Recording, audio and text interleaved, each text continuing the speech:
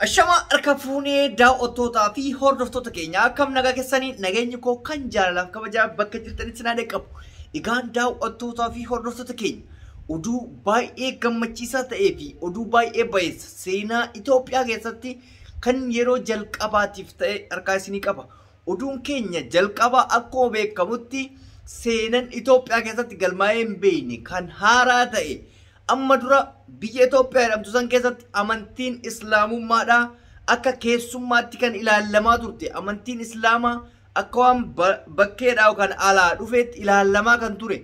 Biyya cunqursaan cimaan amantii Islaamaa irratti taasisaa ture. Har'a waan guddaa tokko arginee jirra. Innis akkuma isin argitan dorgommiin Qur'aana idil addunyaa biyyoota hedduu irraa dawlaa Arabaa dabalatee Afrikaa fi biyyoota adda addaa irraa kan walitti qabame har'a istaadiyoomii Finfinneetti ta'amee jira jechuudha. Kanarratti Islaamonni hedduminaan argamanii akkasumas immoo namoonni amantii biraa hordofanis kabajaaf jaalala qaban nutti agarsiisanii jiran. Seenaa Itoophiyaa keessatti amantii Islaamaa salaatu fuuyyuu eeyyama mootummaa sadarkaa gaafatuutti turamee jira. Garuu guyyaa kaleessa ture dorgommiin rakkoo tokko tokkoof yookaan immoo wantoota furamuu qabaniif jecha turee jira. Asumaan dorgomaan biyya Joordaan ta'e mucaan maqaan isaa Muhammad Nuur jedhamu Qur'aana qara'uudhaan sadarkaa tokkoffaa bahee badhaasa guddaa argatee jira. Badhaasa akka koree qopheessituutitti gara birrii Itoophiyaa 300,000 olii fi Banking gamtaa Oromiyaa mallaqa doolaara 10,000 yookaan birrii miiliyoona 1 ol kan ta'u birrii Itoophiyaatti badhaafamee jira. Maashaallah amantii Islaamaa kennaa guddaadha. Qur'aana qaraasisuun ijoollee keessan guddisuun waan gaariidha jedheen amananillee akka hordofaa amantaa Islaamaa tokkotti namoonni amantaa biraa hordoftan immoo kabaja jaalala jibbiisa tokko malee waan kanan waliin teessanii hordofuu keessan kabaja guddaa jaalala guddaa nuti waliif qabnu nuti mul'istanii jirtan ulfaadhaa galatooma. Asirratti waan isin ajaa'ibu keessa Oromoon qooda guddaa fudhatee baankiin har'a birrii 10,000 kenne kun doolaara 10,000 kenne kun baankii Oromiyaati kan Oromooti jechuudha. Waan nama gammachiisudha. Oromoon amantii kamuu bira gaafa dhaabatutu mul'ata. Jaalala tokkummaa gaafa labsutu mul'ata. Kanaaf Itoophiyaa irratti seenaan haaraan galmaa'ee jira. Mootummaa Itoophiyaa shiraafis dabaafis gaariifis ta'uu haa galatoomu. Dur waan kana Oromoo osoo hin taane Islaamni biyya sanii argee hin beeku. Wanti hunduu tartiibaan fooyya'ee jechuudha. Hunda caalaa ulamaa'onni keenya ambiyaan namoonni ciccimoon amantiidha warri kaleessa amantii argitee dararaa cimaa irratti argaa turtan rakkoo hamtuu irratti argaa turtan har'a sadarkaa kana arguu keessanitti hedduun gammadee keessayyuu namoonni akka Ahmadiin Jabal Raayyaa Abbaa Machaa Kaamil Shamsuu warri kaleessa wayyaaniin dararaa turte san har'a gaafa kana argitan hin gammaddan jedhee waan abdadhuuf hedduu gammadee jira. Baay'isawee namoonni ciccimoon achirratti argamanii jiranii diiyaaspooraa dabalatee ustaazonni sooshaal miidiyaa irratti beektan namoonni hedduun bakka sanitti argamanii qoodamanii jiranii kun waan nama gammachiisudha waan itti fufuu qabudha. Akkuma amantii teennatti kabajanii jaalala nutti argisiisan kana oromummaa keenyaa fi jaalala biyyattii sanii osoo qabaatanii nutti argisiisanii daran nu gammachiisa. Ammaaf kun waan guddaadha waan duraanii sanirra fooyya'aadha jennee waan amannuuf waan kana dubbanne. Kana jechuun immoo bilisoomnee jechuu miti ilaala. Ammas amantiidhaanis ta'ee sabummaadhaan bilisummaan ammas hin jirtu. Kuni waan xiqqoo jijjiirama duriitirra jirtu jennee dubbachuu barbaanneeti malee mootummaan kun waan gaarii hojjetee waan sirriirra jira jechuu barbaadeeti miti beekne. Dhiibban osoo waan gaariirra jiraate osoo waan sirriirra jiraate beellamni kaleessa ture kaleessa keessummoota keenya saalfachiisee xiqqeessee akkasitti guyyaa har'aatti hin jijjiiramu ture sagantaan. Kaleessa ture har'a sababa sagantaan akka kaleetti tureef warri achitti argaman sun tikeettiin isaanii guyyaa har'aa waan irraa dhumatuuf muddamanii sagantaa osoo hin xumurin ofirraa deemaa akka turan hundi keessan miidiyaa irratti hordoftanii jirtan. Kun immootu haa ta'u jechaadhaaf malee iddoo walii dhabuu hin qabnu jechaadhaaf hanga kana jenne malee sila akka yaaddameen mootummaan kun fashaleessuuf ture. Namni amantirratti akka qaldiin beeyna waan beekuuf garuu dirqamati ta'ee okay jechuu feesise akka waan istoodiyoomiin midhaan maasaa qonnaa wayii ta'ee yookaan aramaa irraa galchuu jedhanii diizii jira staadiyoomiin qotamaa jira maali waan hin jirre wayii odeessan haala kun laalan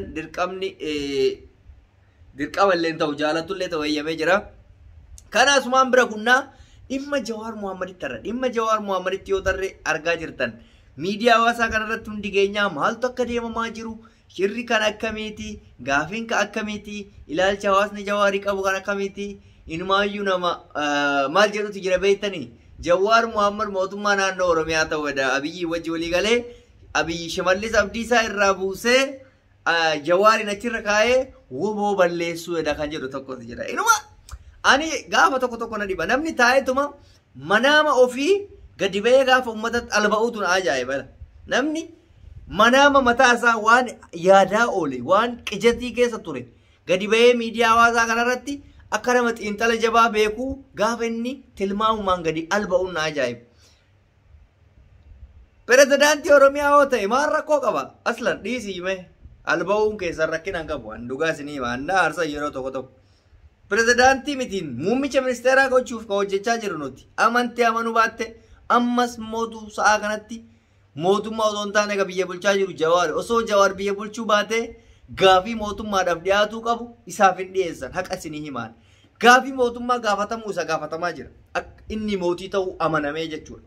Hinaaftuun garuu har'as gad deebitee Abiyyi hojjechaa jira woboo balleessuu fedhe woboo balleessuun fedhu Jawaar woboo ijaaruu barbaada bira dhaabbatu barbaada abdiin inni duubaa qabu woboodha. Warra taa'ee asii bergarii Finfinnee keessaa nyaachaa na ba'uudha ofiin jedhu osoo hin ta'in jechuudha. Nuti waraanatti hin amanna waraana bilisummaa Oromootitti Jawaarisitti hin amanna garuu karaa nagaatiin haasofnee furanna jedhe malee waraana keessan hiikkadhaa waraana keessan deeffadhaa waraanni nu barbaachisu hin jenne hidhannoo teessan jabeeffadhaa karaa mariitiin immoo biyya tana gaggeessuuf furmaata waan ta'eef karaa mariititti siifadhaa fooyyeffadhaa jedhe isuma san jaalmarroonis jedhe nuti qaamni nu dubbisu jiraannan karaa mariitiin karaa intarnaashinaalaawaa ta'een dubbannee saba keenya nagaa baasuu barbaanna balaan barbaannu jedhee jira waan asii marroon jedhe waan asiin Jawaar jedhe osoo asii asiin dhageessan asiin dhageettanii hudduu iyyaasaa akka jirtanitti hin beekaana namoonni Jawaar hin faallaa deemuu fi namoonni waan isatti naafan waan isatti jibbaniif waan inni qabu san maanuu godhuu didaniif warri hinaaftan jechuudha. Asiin kan jaalmarroon isinitti hime asiin kan Jawaar isinitti hime jidduu kana lamaanitti walitti isin harkaa bu'ee hudduudhaan isin harkaa yaa'aa jira jechuudha kan haqa jiru isinitti hima. Osoo akkas ta'uu baate yaanni marroo fi yaanni Jawaar hanga ammaa kan wal faallesse tokkollee hin jiru. Argite siyaasatu isin harkaa bade yaada adeemsatu isin harkaa bade hinaaffa isin guute akka isaa kana maan taan riskii isinitti citte riskiin isinitti citte maal guruuppii ijaartanii kaddaama fi ijoollee siyaasan beeyne irraa saamicha woboo akkana goona maali akkana goona miseensa akkana harkaa ta'e mantarqashii jettanii saamicha hanni waan isin harkaa citeef Jawaaritti duuluu eegaltanii jechuudha. Oromoon ammas jawwee bira dhaabata waraana bilisummaa Oromoo biras ni dhaabata. Saamichi isin guruuppiidhaan walitti hiitanii ijoollee biyya Arabaa fi diyaaspooraa mataa hin qabne saamtan hin jiru jechuudha kana booda. Kana wanni isin lolchiisaa jiru. Kana wanni dachii fi samii akka dhiphistan isin taasisaa jiru. Dhugaa jiru isa kana walitti himnaa jechuudha. Saamichi kana booda hin jiraatu. Oromoon eenyu jala akka hiriiru beeka. Oromoo gaafa jennu warra ala taa'ee bergarii quufee ruuza nyaatee hayyoota Oromoo irratti alba'u miti. Oromoon isa biyya jirudha. Atis Oromummaa qabaachuun mala. Garuu akka Oromootti bu'aa takka saba kanaaf gochuu hin dandeessu. Bu'aa kan gochuu dandeessu hinaaffan osoo hin ta'in hojiidhaan deeggarsaan saamichaanii miti jechuudha. Har'a saamichi nurraa dhaabate jettee Jawaar. Gaafii wal fakkaataa gaafii irraa hin eeggamne. Fa'aa Jawaar hin gaafatan. Deemtanii Abiyyiin hin gaafatanii akka Jawaar hin cinqitan. Jawaar immootu hagana hin cinqamu. Deebii quubsaa qaba waan ta'eef konfidensii ofitti amanamummaa hojiidhaaf nama ka'e waan ta'eef sabaaf waan dhaabbatuuf.